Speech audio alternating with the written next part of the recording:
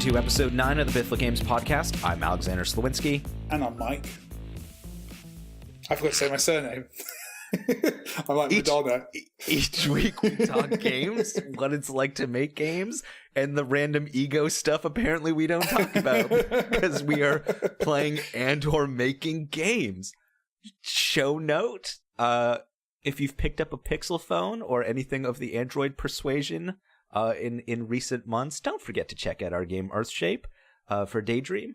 Available now. Visit planets, seed the universe. Yay. That's good. I like that tagline. We should have actually legitimately used that while trying to sell the game. Yeah, that was genuinely good. When I wrote that, I was just like, the sequel. That's what it is. Visit planets, seed the universe. There is no announced sequel to Earthshape. We need to immediately jump on that. Okay. What have I been playing? Was the question. We're doing very well so far. No, we're doing great. We're doing great here. Wait, do we have to cut that? No, I don't think we have to cut that. We have to cut that. No, okay, cool. No, this is natural. This is good. Okay. I think at this point in the podcast, people are accepting a certain level of unprofessional behavior. I played Horizon some more. It's really great. Me too. I've been boring Twitter about it. Why are you boring Twitter with it? Because it's all I talk about now. I'm becoming a Horizon fan club at this point. But it's good. I'm 2 main missions away from the end, but it's just throwing a lot of side quests at me now. So it's very interesting, actually. It's kind of I think it might be a pacing problem, is that the story hits a certain point. It's very obvious the story is, hitting a crescendo at the end of the game. Mm-hmm. And then you go to some new locations that you've not been to before that have lots and lots of side quests, and you're like, oh, I thought we were rolling down a hill towards the ending here, but this is a lot of extra stuff. I don't know if that's just because I've not explored enough, maybe, that this stuff hasn't triggered earlier. But how do you feel about that type of thing? Because for me, usually when I get to the final act in a game, I just want to wrap it up. Yeah, no, I'm the same. I think with this one, I'm enjoying that I don't have to say goodbye to an experience I'm having a good time with, so that's good. But yeah, I know what you mean. It's it happens to me pretty consistently. It's also a pacing thing, right? Because you want the last act to move at a fair clip. You want to be a race towards the ending, right?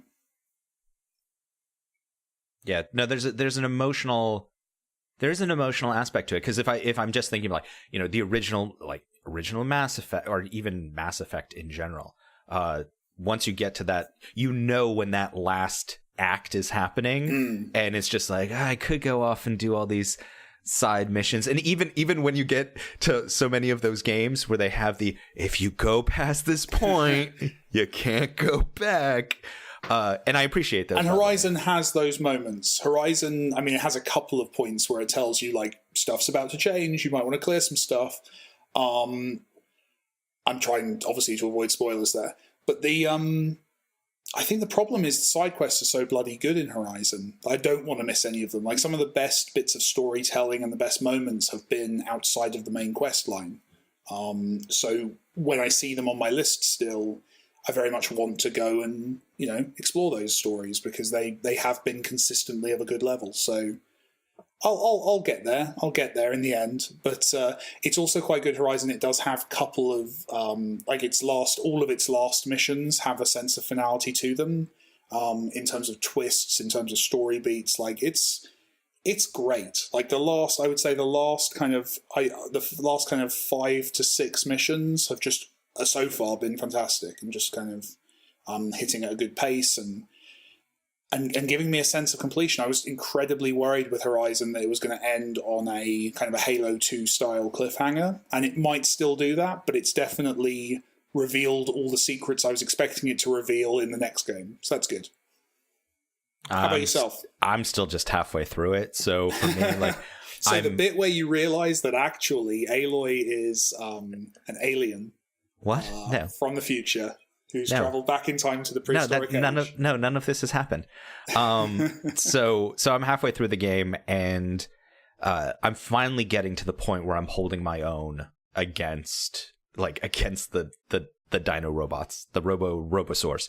The Thunderjaws, like the big T-Rexes, or you're not there? No. That still will crush me in a second. I love how that one feels. Like the first time you play a fight a Thunderjaw, you will be terrified and you will die a lot. And by the point I'm at in the game, you start to actually feel like you're mastering them, and it's just a great feeling. So here's one of those things that's so Alexander. It hurts. That's my favorite Nickelodeon show of the 90s. Yeah, it's so Alexander. It hurts. No, the only reason I've even taken on some of these big guys is because of the hunting parties that are out there and get into fights with them. So I just sit there on top of like the side of a cliff and wait for the hunting party to die, or like get it down, like, you know, halfway or 3/4 of the way. And then I go and take it out the rest of the way and collect the stuff. Oh, having like watching the monsters as well fight each other and playing with that scenario. I don't know how far you are, but playing with that scenario is interesting. Like having enemies fight each other, and you can definitely cheat a few fights in the game. Like, well, one of the things I like doing is taking the oxen robot and riding that, and then just plowing down like other things, then hopping off the oxen robot, stabbing them, collecting the stuff, get back on the oxen robot, and just keep going again. Big horns, very helpful, by the way, in smashing through things. That's actually one of my criticisms of the game. So you said they're picking up stuff.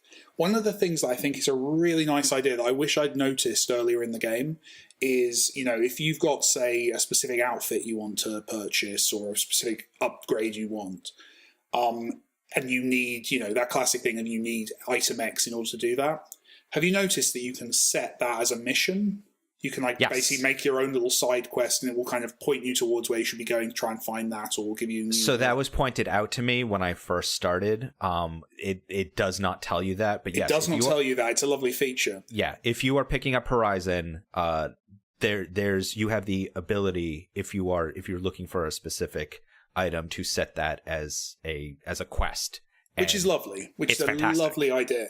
What I want is the opposite of that as well. Because I'm at a point now in the game where I have just a constantly full inventory, and I'm just having to drop things because I don't know whether a final recipe I'm going to need includes part X of Robot Y. I would love it if that game would tell me, oh, you don't need this anymore. Oh, I can help you with that. Go for it. So if you go to your inventory, it does list whether there's a use for this thing or whether it's no, that's not what I'm saying. So yes, some things are just you can't do anything but sell this. Those things are gone. But that's another thing. But that's another thing, like the quest thing that was pointed out to me, and it made my life infinitely easier. And it is up to about, you're going to see this in about, you know, when you're about 3/4 of the way through the game, you're selling all the stuff that says this is only usable for selling. But there's all this stuff that says, you know, useful for trades. And you'll notice as you're buying the higher quality equipment that it needs, like, you know, a watcher lens, right? It needs a watcher lens in order to be put together. And even though the watchers are the first thing you meet in the game, that amazing thing you want to buy at the end of the game is going to need a watcher lens in order to be put together. So the problem you have is you don't ever want to get rid of your watcher lenses because you might need one for a later recipe. So you start hoarding stuff, and that's a problem for me. I would really like it if the list you're describing, if that was dynamic, if that went, you know what, Mike's level 32 or whatever I am, he's never going to need that turkey bone ever again. He's bought everything that needs turkey bone. Tell him so he can get rid of it. I like that, and I think I would appreciate that as well. That would be neat, and the only reason I raise it is because they're so good at the telling you how to acquire things end of things. I just want them to put the same kind of design into the other side of it of having too much stuff. Do you have RPG hoarder anxiety? Like is like, because I have that. Like I never wanting to drop anything because you might need it. Yes. Yeah. Okay. Same with grenades in first person shooters. Like. Have never completed a first-person shooter without a full bag of grenades. Yeah, me too. We have a problem. Like, I don't know where that comes from. I think it's humans. Like, I think that is genuinely a core human behavior, and it's why you see a lot of games doing things like, you know, rechargeable grenades, or, you know, like we did in Volume, there was no ammunition in any of the tools, and that was a conscious decision because we knew if we put ammunition in the tools you were using in Volume, that you wouldn't use them because you'd be saving them for the next room. So it was a conscious decision to put a recharge timer on it so that it was basically, you should have always used that tool as quickly as possible. As quickly as it unlocks, you should use it. That's a different behavior, but that's game design, right? You build around human foibles. Well, it's also why, like, I am the murderer of all animals in Horizon, because I don't know whether or not I don't know if I'm going to need that turkey bone again, or that fox fur, or that salmon skin, or like whatever animal I just come across. So like I'm just Aloy's massacring what's left of it's terrible. Nature, like I mean, if it was reality, like my Aloy would just be like covered in blood. She would look like Princess Mononoke, like, right? Like just sucking like, you know, like the blood out of the big wolf thing. Like she'd just be covered in blood the entire time because all she does is walk through the forest with her guitar pick on, and just like murdering every animal she comes across. Yeah. Well, that's. I mean, that is the twist at the end. Is you realise that Aloy has killed off all the very last turkey in the world. What is with you? And like, and she is. And that was all that was holding the robots back was the turkeys. So it's a big twist. It's really exciting. The final boss is just this giant robo turkey. I have come for vengeance. I have a particular set of skills which I have acquired. It's a Liam Neeson turkey, is what you're saying. That's awesome.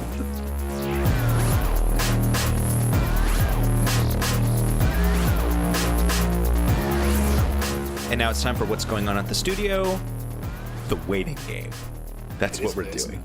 It is with DICE and GDC and PAX East behind us, and all our presentations to various entities done. We're waiting to hear back. Things are moving along well. Yeah, no, people aren't being silent. There's definitely conversations, but they're not at that final stage, are they? Yeah, there's definitely conversations. Now the reason, because obviously this is an incredibly sensitive subject. With everything that's going on right now. But one of the things I did want to get into on this is the prototype that we showed. And it's interesting because in follow-up, there have been requests for the prototype, and it becomes a very interesting conversation in there because for our audience in particular, who, you know, may go down this road in their own rights at some point, it's an interesting thing to try to decide, how does that prototype play when you're not steering it anymore? And the interesting thing here for me is that, you know, I feel comfortable with our prototype, and, you know, having someone else, you know, doing it. But there is a little bit of guidance involved. But I would be curious to hear from your perspective, like, how do you feel about having a prototype that when you're showing it to someone, like, you are clearly hitting the beats, you are showing it as well as you can, but we're also showing it to people who are, who get games, because most of the, you know, business development type folks, like, have an understanding of games. You'd hope so, right? You would hope so. You would very much hope so. Yeah. And at least from our experience so far, that does seem to be the case. Yeah, because when you were in the moment and you gave it over to them, they got it like really immediately. But I'd be curious to, like, you know, how do you feel about that? Like, once that prototype, you know, would potentially go out there and it's just, you don't know where it goes. It's a tough one. Because there is a balancing out. When you're demoing the game, obviously, as the person who made the game, you're the best person in the world at your game at that point. So you know how to show it off well. You know the thing that isn't quite as good looking, so you can kind of avoid that. You know the one corner in the room that if you move in that corner, things will break. You know, so you can kind of show it off well. But I think we've done a decent job with this one in that we've included a tutorial, which was originally, I think, how we were going to demonstrate the game was by playing through the tutorial. But it was only when we started kind of practicing it that we realized our tutorial was like 10 minutes long. and that was just burning all the time before we could show off all the really cool stuff that you can do. So I think that tutorial is going to be useful to people who are playing it without us looking.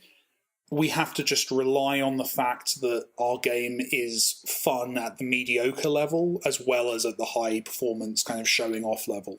And I think it is. It's this weird thing where when you're making a game, you get bored of the stuff you've put in. So to us, mechanics that feel not very exciting or not very interesting, we have to remember how cool we thought those were the day we put them in the game, and rely on the fact that players will feel the same way when they get to those experiences. We'll see, though. We'll see. But it's been play tested. It's been checked. We've both put it in front of people who didn't know anything about the game, and they've got through the tutorial and are doing cool stuff by the end, which is good.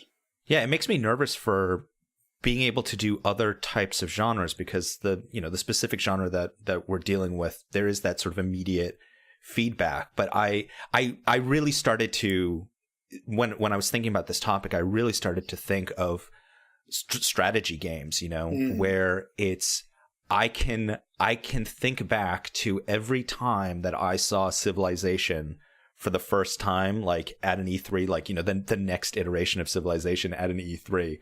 And, there's maybe people on it, but you don't get a sense of Civ from 5 minutes or 10 minutes at a show. Like, you genuinely have to spend hours with it before the sort of fun or the game comes along. So I assume in pitching and prototyping something like Civ, that would be, you would give it that time. The other thing, of course, is I think that's why a lot of strategy games are franchises, because you know if you're going to enjoy Civ 6 because you know whether you enjoyed Civ 5 and you know the list of changes, right? Like, so I think that probably helps that kind of the strategy games bed in.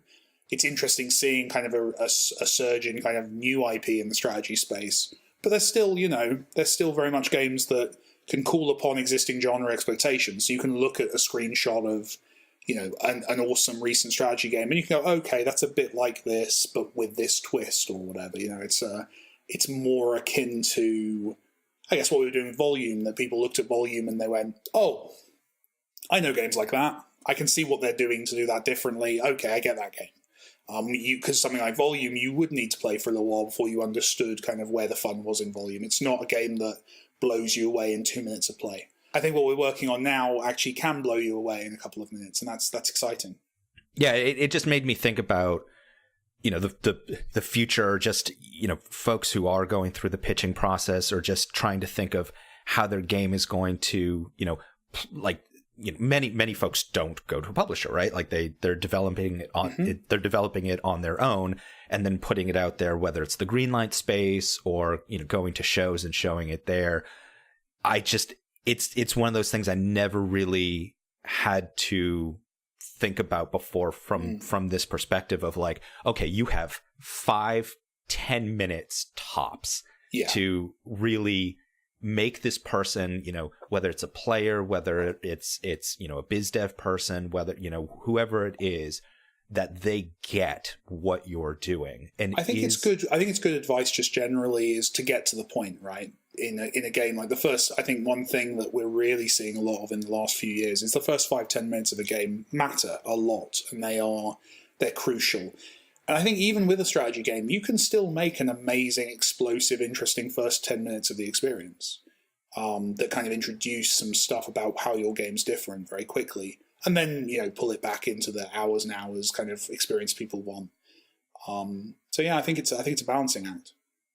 Yeah, and I do sort of wonder. I don't even think it's because of YouTube, right? Like I think it's just become this. You have to get people's attention. There's so much, like even it's about how many games there are and how little time anyone has to play them.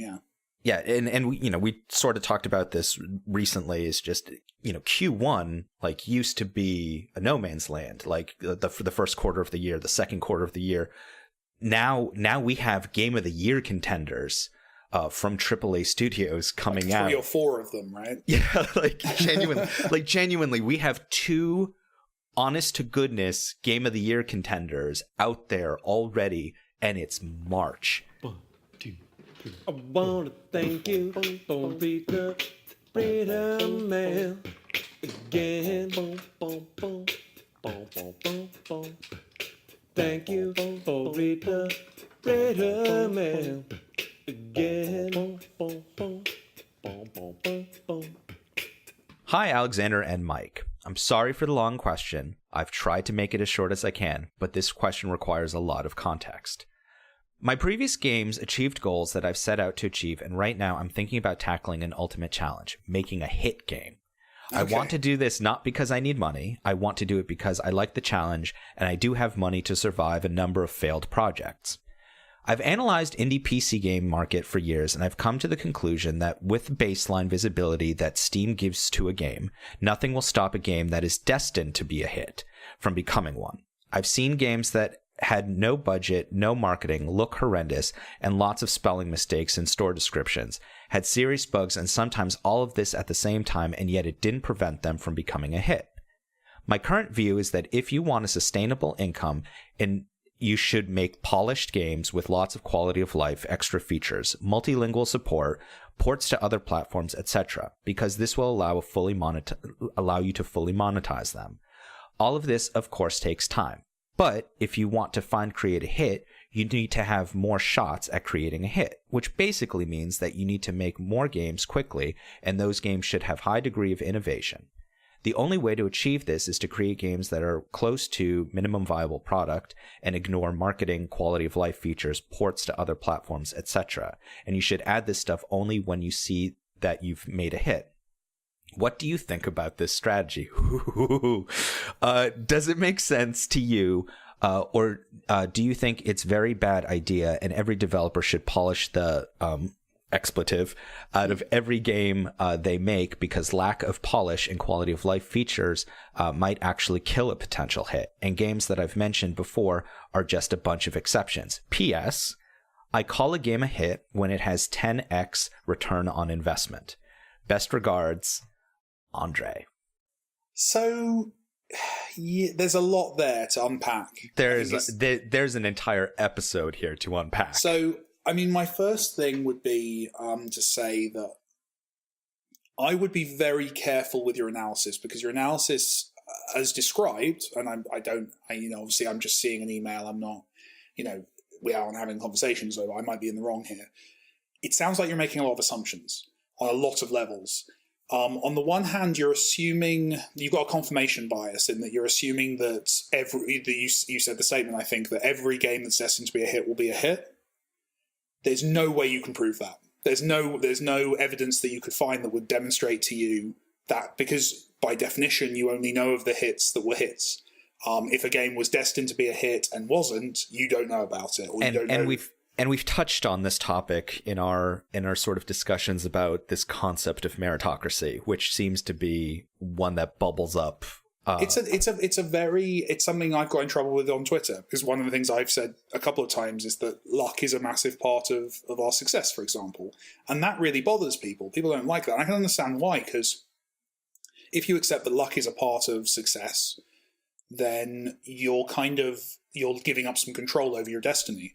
And that's scary, that kind of the idea that you could be awesome and never have a hit. That's a scary thing. And that could be nothing to do with your choices. All you can do is load the dice by doing things that make you more likely to succeed. Another assumption I'd just like to quickly pick up on in there was your classification of a hit is something that makes back 10 times its investment. You don't know what the budgets of any of the games we're talking about presumably are, right? You don't know. I don't think there's any way of you knowing that. You also don't know how much money those games made. You see this a lot, and it's something that we've had lots of conversations with publishers about, is that they get very frustrated by indies looking at the stats of how well a game has sold on Steam, multiplying that by the cost of the game, maybe adding, removing something because they know sales exist, and making an assumption about this game made X amount of dollars. I strongly recommend following either Shams Georgiani from Paradox or Michael Dowse from Focus, both of their Twitters at some point over the next year. you're gonna get that rant, right? You're gonna get that rant. I think both of them have done that rant in the past, right? Yeah, and because it's a real problem. Is people make assumptions about how much people are making, and are usually wildly inaccurate, And it's funny when people tell me the example that I remember finding really funny was I was on a panel like when Thomas Was Alone. I think it'd been out for like 6 months or something. I was on a panel, and a friend of mine was in the audience. And I can't remember what I said, but I said something about like being a struggling indie or like, trying to make ends meet or whatever. And apparently the guy next to him turned to his friend and went, well, that's easy for him to say. He's a multimillionaire. And my friend thought this was the funniest thing ever because he just bought me lunch. Because I was financially not in a great place.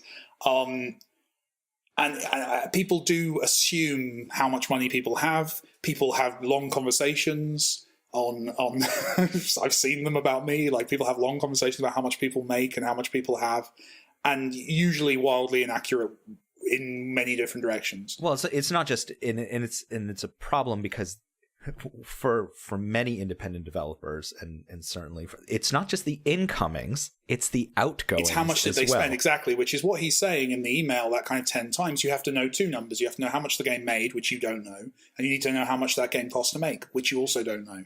But if you're going to stay on the road that you were on for several years, you're funding your next project. Like, no one knows how much your next project costs either, nor do they there's a whole other thing going on there. Yeah, there's layers and layers of, be careful is my only point. I'm not pointing this stuff out to kind of make you feel like you're being silly or to argue. The person writing the email, the reason I'm pointing this out is just to be aware of it. Be aware of some of those biases that you've got in your thinking there. To bring it back to the actual point you were making, so sorry about that. Is it better to have lots of small goes at making the breakout hit rather than consistent, polish and consistent, comfortable life? Essentially, is it better to do the minimum viable product concept, which is a very tech over and over concept, again, right? Over and over and over again, which is from a business perspective is the more software as a service, green lighty. It's higher. You go back to that. Well, if you release a game every 6 months, then yes, you've got a higher chance of one of those games being a mega hit. I understand that. I worry about that mode of thinking in the same way as I'm also the boring person who doesn't like game jams, because I am very much about polish. I like my stuff to feel polished. I don't know. It depends what your criteria for success is. I guess that's the big question from my perspective here is, what do you want from your career? Do you want to make games that do you want to make bigger and bigger games? That's certainly a part of what I want to do, which is why we take a slow and steady approach and our games keep getting bigger. That's a cool thing. Do you want to be famous? That's a valid goal. Lots of people want to be the famous indie game developer who made the big hit. Do you want to have financial security for the rest of your life? Do you want to work with your friends? Do you want to have a team of people? So there's lots of different objectives, and that would be what I would choose to.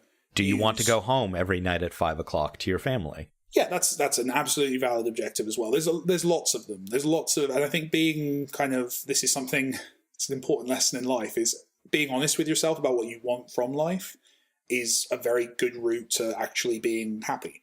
So for me, the hit driven approach, the idea of let's make lots of little games and one of them maybe breaks out, that to me implies that you're not that fussed about long-term financial, you don't want to have a nice house. You don't want to have long-term financial security necessarily. It would be nice, but it's not your priority. It sounds to me like you want to get known, have a name, be a name, have a reputation, and be seen as cool, and have those kind of accolades and awards and things like that. That's valid. If that's what you want, then I think your approach probably makes sense for your goals.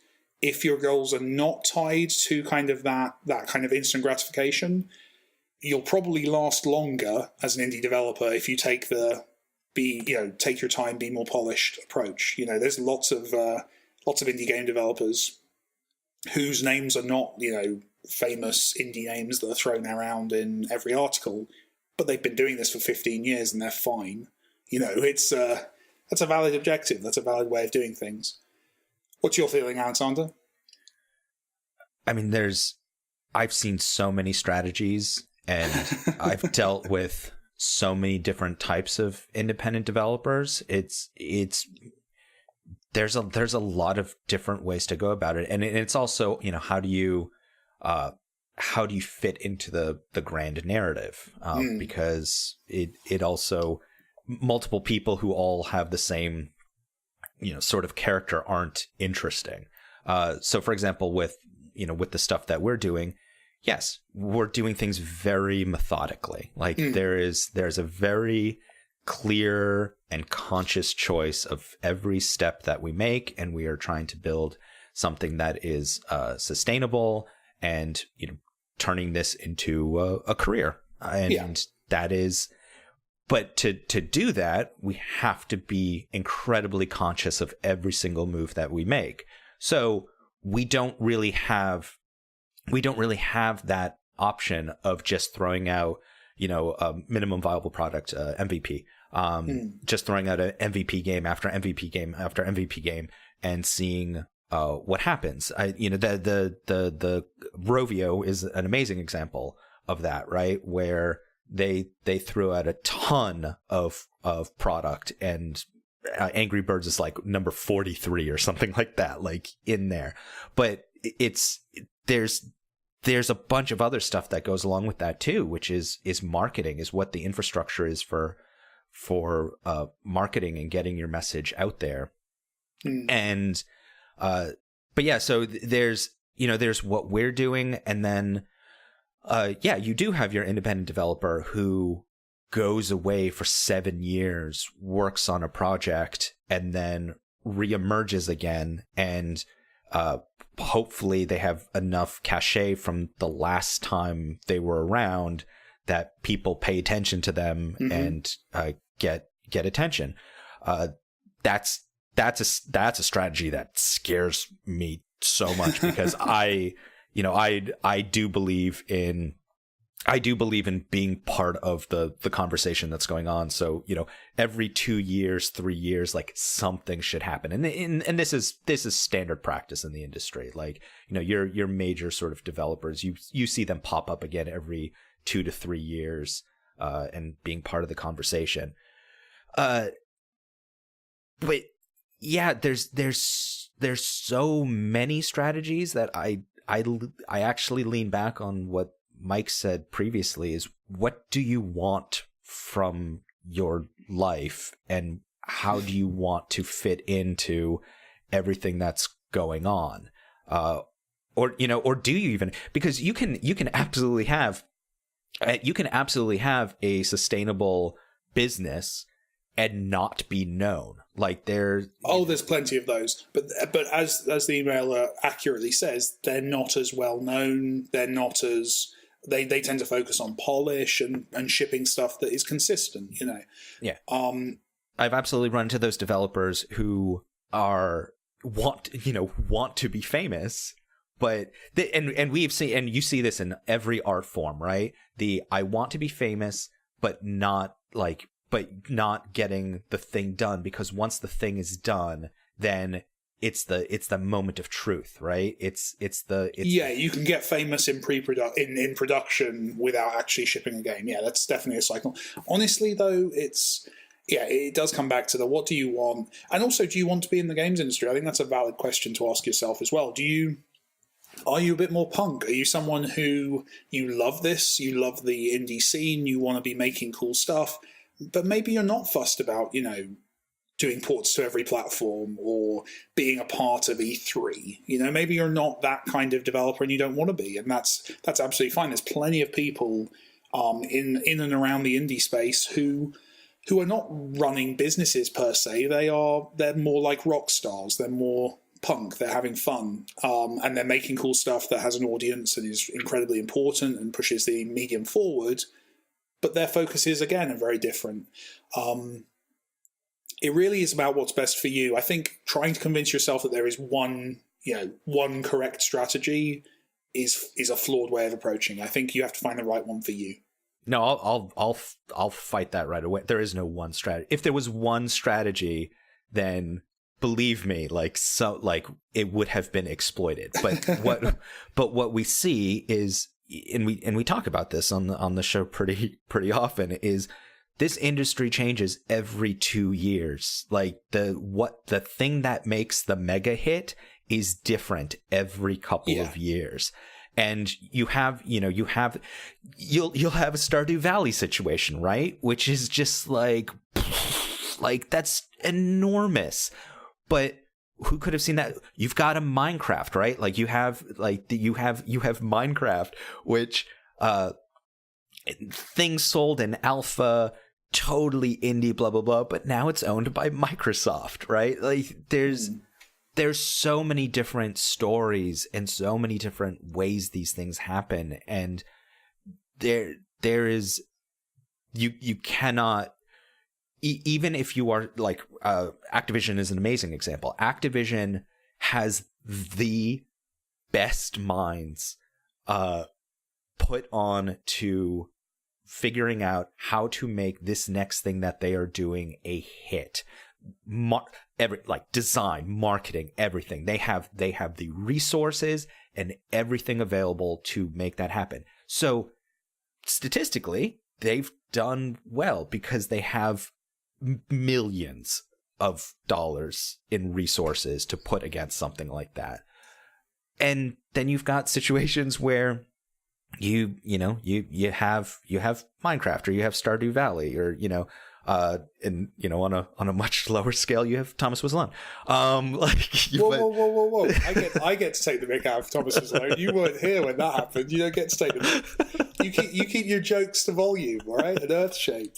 Thomas Was Alone that's my baby. You can't be mean about that.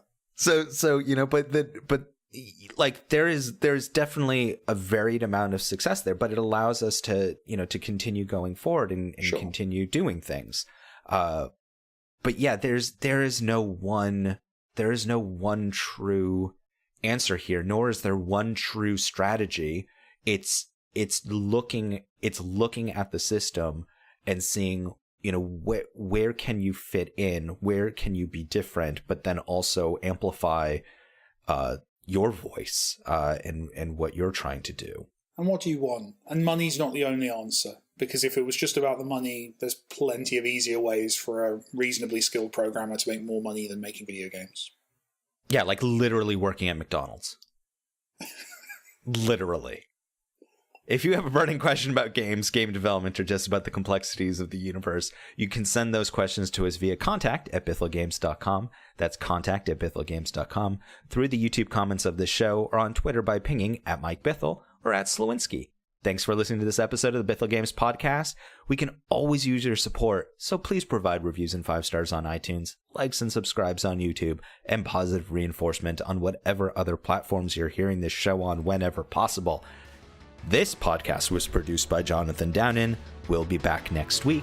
I'm Alexander Slowinski. Thanks again, and get in the last word, Mike. I'd like to show my respect for those who have chosen a path in the service industry by choosing the word McDonald's.